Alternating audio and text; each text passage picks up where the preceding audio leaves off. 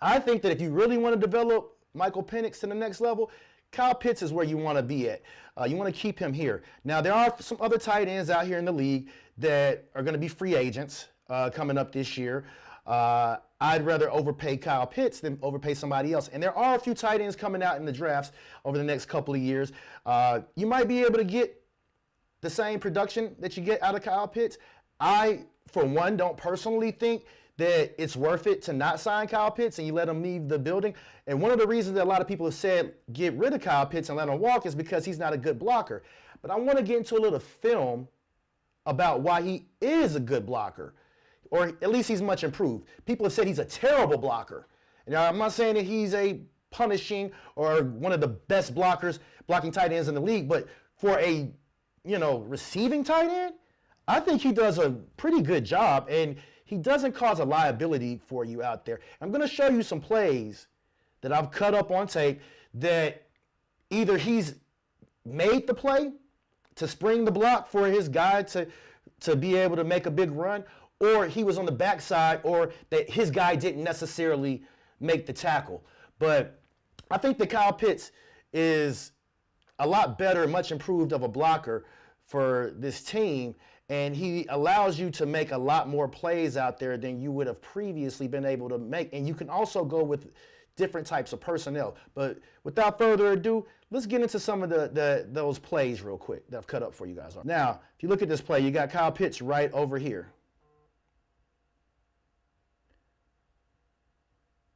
Seals off the backside and is able to spring the running back right there just for a short, modest gain right there. We'll get into the next play.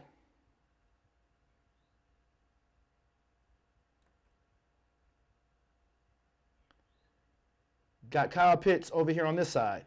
Kicks out on the defensive end right there. And we'll run that back one more time for you.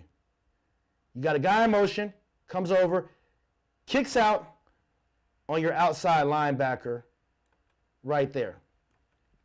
And you guys out there, let me know if you want me to link the actual video of the cut-ups of that. I have it as an unlisted video right now because YouTube will, I don't want them to demonetize anything. That video can't be monetized. And I'll get a copyright infringement on it. It shouldn't affect the channel too much, but if you guys want me to link that for you, I will give you a link in the description for you to be able to check out that video.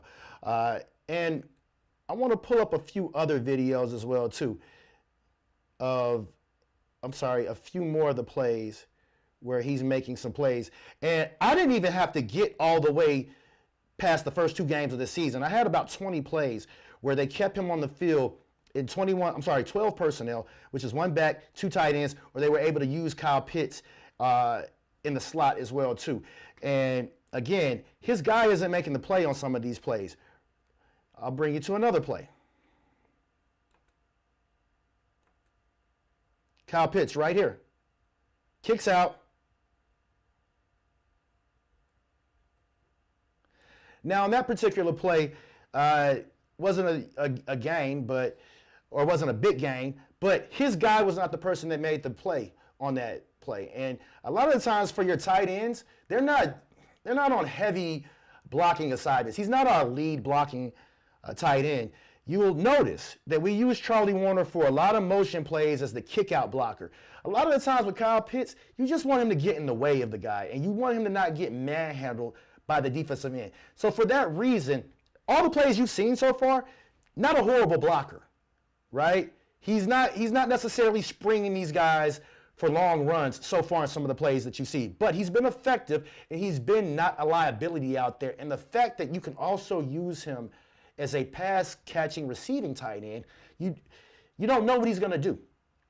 So it makes him that much more effective as a blocker if you could keep him on the field in some of these running downs as well too. And I'm going to show you a few more plays as well too.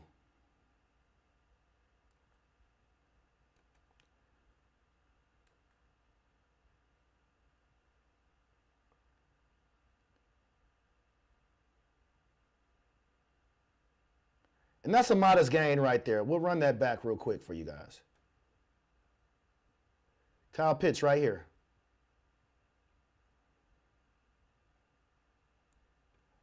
again, if you look at this, his guy is not the one, sorry. His guy is not going to make the play right here, and that's huge.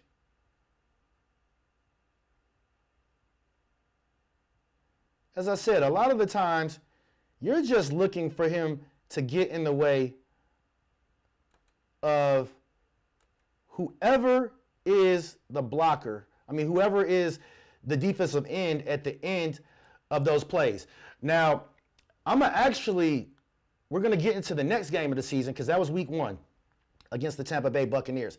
The second game of the season was against the Minnesota Vikings, as you just saw recently right there.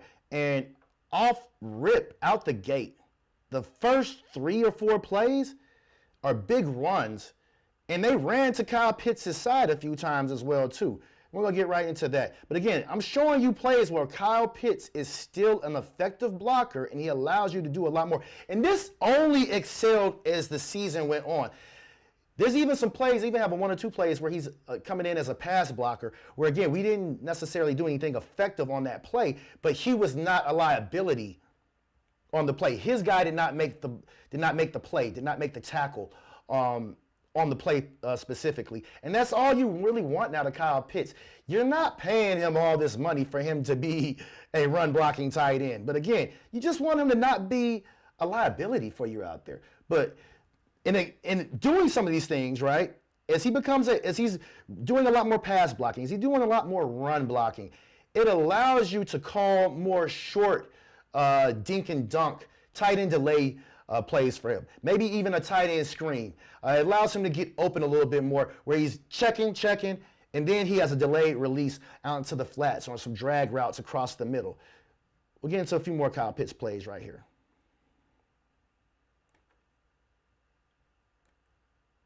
Kyle Pitts right over here. Running Kyle Pitts to the opposite side. Now this is a wham play. Don't run Kyle Pitts on a lot of kick out blocks. Kyle Pitts is going to come to this other side, and it's a wham because it's like a trap on this backside defensive end. And a lot of times you have edge players who are fast enough to scrape across the formation and make that tackle. So you just kind of need them to get in the way a little bit. And I do have a few plays that you guys will be impressed by. And let's see what this one right here does. You got Kyle Pitts right here. You see that?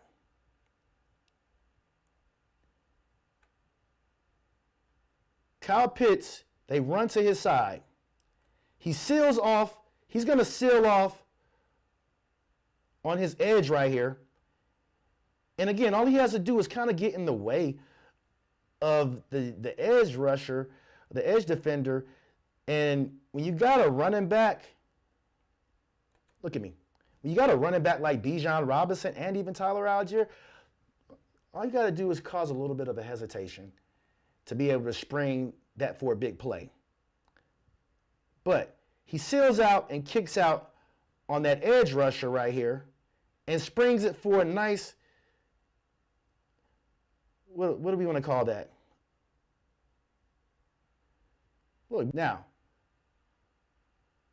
we got another play right here that Kyle Pitts is going to make. He's going to make a nice block on this guy right here. Kicks out. If Kyle Pitts wasn't actually kicking out on his guy properly on that play, it could have actually made that tackle.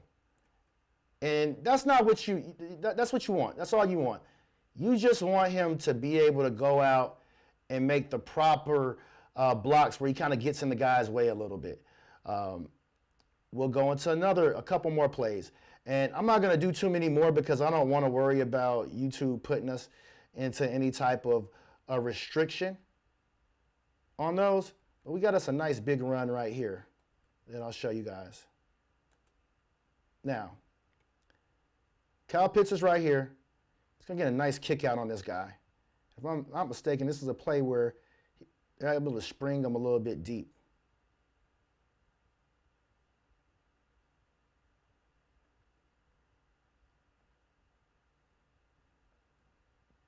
Look at this point of contact right here.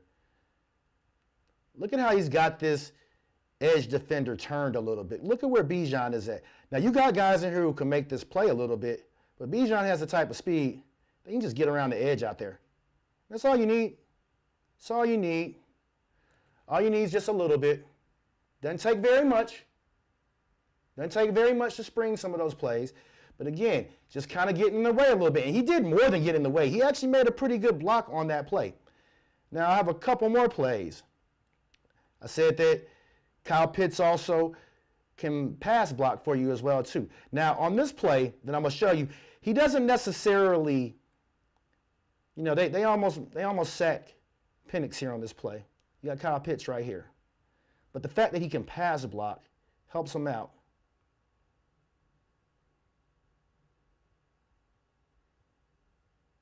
Got a guy in motion.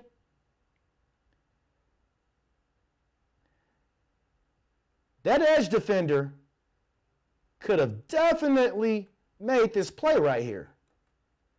Now, somebody else gets to Penix and makes it hard for him to actually get that ball off. But this edge guy could have, if he had to hold that ball any more further, that could have been an issue for them. But they're able to get a modest gain on that. Again, here's another play.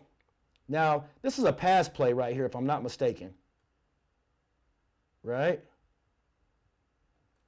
You got Kyle Pitts right here.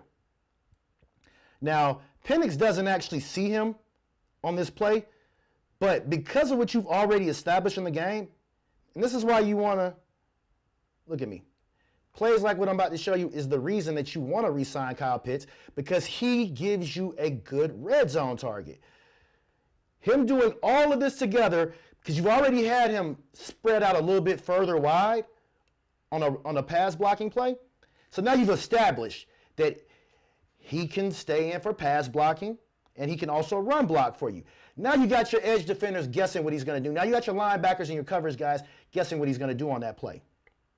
And Penix is not going to hit him, but he would have had him in the end zone on the touchdown. Watch Pitts right here. Boom! Look at all this real estate right here. If Pitts, now he dumps it off to Bijan over here. But if he puts this ball over here on this corner pylon and allows Pitts to be able to run underneath that, that's a touchdown. Now, it's still a positive gain. It's still a positive gain for us. Still a positive gain. But Pitts is able to get downfield in the red zone. And if he throws this ball right, look at this spot right here. If he releases that just a tad bit sooner, Pitts is going to be able to run underneath this ball right here. And it's a touchdown, right?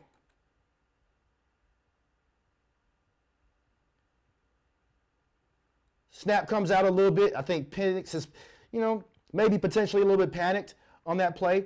I don't want to lie to you guys, and I don't want to speculate as to what he was seeing or what he was thinking on that play specifically.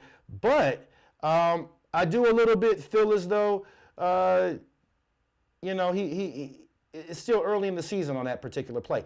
But you have Pitts in position to be able to make other plays for you with all the skill sets that he has out there. And I think for that reason alone, that's why you want to go ahead and be able to re-sign Kyle Pitts. Because this offense, with Kyle Pitts on the field, along with Drake London, and maybe you add another speedy receiver, or you add a couple of, number 3 receivers. Maybe your number 2 receiver isn't a guy that could be a number 1 receiver anywhere else. We don't need that. We got Drake London out there. Drake London is, in my humble opinion, one of the best receivers in the league. He's still an elite, top-tier wide receiver out here in the NFL. So you don't necessarily need another wide receiver out there that can that's going to be a number 1. You need a guy that, in case Drake London is, if he's injured, he could kind of step in and kind of carry things for you a little bit and kind of hold it down for a little bit. But if you have Kyle Pitts out there, he could still be your number 2 receiver or your number 2 option in this offense on a lot of your passing plays. And if you still got Bijan out there, sometimes he's going to be your number 2 or number 3 option. And maybe even sometimes your number 1 option, because again, you got Drake London and even Kyle Pitts on certain plays, that they could be decoys and open up things for Bijan Robinson and open up a lot of checkdowns, whether he's in the backfield or whether you have him out there in the slot. I think that if you have Kyle Pitts, it offers a lot more versatility in your offense and some of the things that you guys can do. Now, I want you guys in the comments to let me know what you think about some of this breakdown. And again, let me know if you want to get, you want me to give you a link to that tape. Now, hopefully YouTube doesn't hit me with a copyright infringement on that, but if they do, oh well. On this video right here, trying to do a little bit of film breakdown for you guys. But all in all, I think signing Kyle Pitts is going to be the move that we need to go with.